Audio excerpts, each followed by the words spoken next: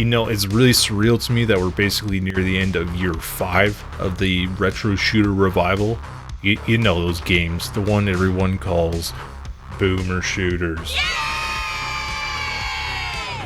With Realms Deep, we've been given a whole event for the genre now, and a bunch of interesting personalities in the space. Lots of neat stuff this year for sure. 2023 is the year that keeps on giving with gaming. Like, there's just no way I can even keep up as a regular dude with a job and stuff. And yeah, well, even if it was a poorly kept secret, and even if they waited to reveal it after the outroll for some reason, you know, when most people had already clicked off the live stream already, like, what? Like, who thought that was a good idea? Anyways, it's here. Shelly Harrison is back.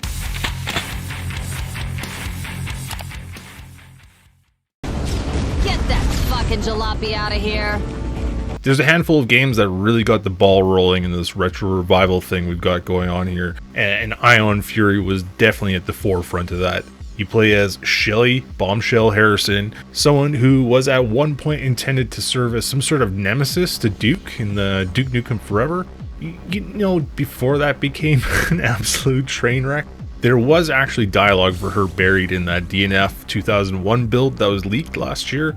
You know, who knows what could have been. Anyways, the new and current iteration of 3D Realms has resurrected her character, and even if the first Bombshell game was a bit of a flop, I think they did the right thing when they course corrected it and made her second game.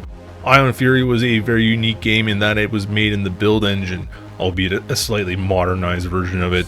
This was meant as a homage to the classic Duke Nukem 3D, which of course ran on the same engine over 20 years ago now.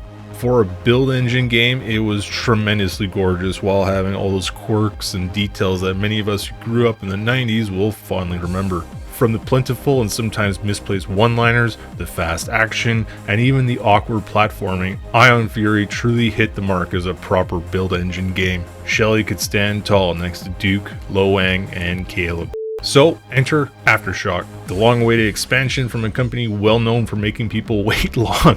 Seriously, the new 3D Realms feels like it's channeling the old one more and more. Like, anybody remember Wrath? The early access release from like 4 years ago? Oh, hey, damn, it's actually got a release date now. Let's go. Anyways, so it turns out despite everything you did in the first game, it was all for nothing and Haskell just walked. So, Shelly's having a drink about it. Seriously, any girl that drinks Jack Daniels neat is a girl after my heart. Anyways, this drink gets ruined again, and oh shit, here we go again. I gotta admit, I hadn't really fired up a build engine game in a bit, so I proceeded to then get absolutely dumpstered. If there's one thing that Ion Fury does really well, it truly captures just how goddamn hard games used to be back in the day.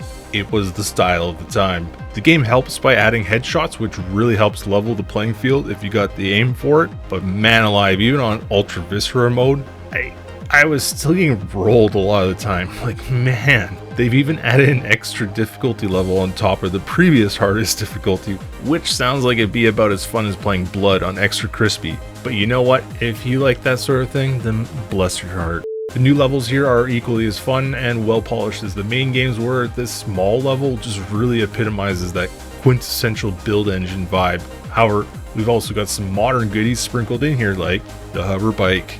Man, this thing slaps.